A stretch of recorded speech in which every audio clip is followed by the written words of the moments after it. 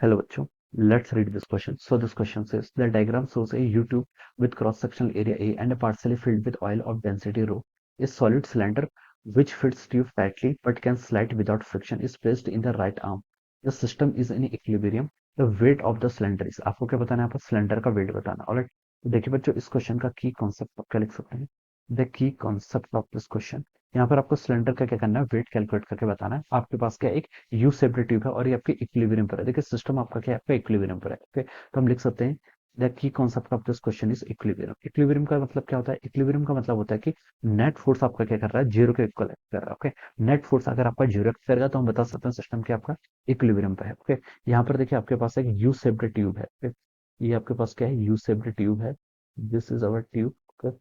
इस तरीके से आपके पास क्या ट्यूब ट्यूब को देखिए हमने फिल कर रखा है. किससे? एक ऑयल से फिल कर रखा है जिसकी हमें डेंसिटी क्वेश्चन में गिवन कर रखी है. ओके, लेट इस लेवल तक आपने क्या कर रखा है? यहाँ पर आपका ऑयल क्या कर रखा है? फिल कर रखा है. ओके, यहाँ पर आपने ऑयल फिल कर रखा है. ओके, दिस लेवल तक.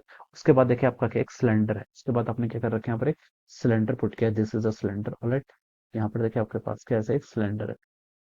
This is a cylinder. Okay, और ये आपका सिलेंडर है. ओके, तो देखिए बच्चों, अब हमें क्या बताना है? आपका the system is in equilibrium.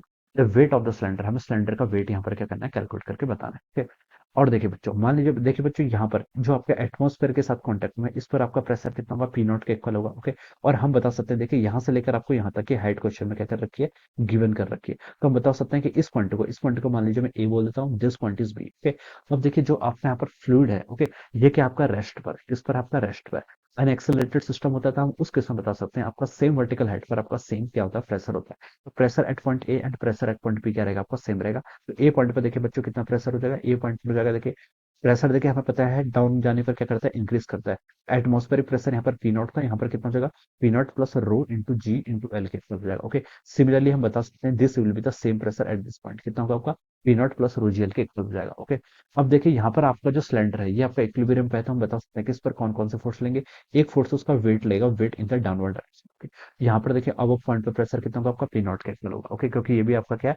Atmosphere के साथ क्या कॉन्टेक्ट में है. और लोअर पर आपका कितना प्रेशर होगा? पी नॉट प्लस रोजीएल के इक्वल. ओके, ये हम बता सकते हैं. ओके, तो देखिए बच्चों, इस पर क्या लगेगा? देखिए एटमॉस्फेयर क्या लगेगा इसमें? डाउन डायरेक्ट, इस डायरेक्शन में क्या लगेगा इस पर? एटमॉस्फेयर इसमें इस डायरेक्शन में फोर्स लगा.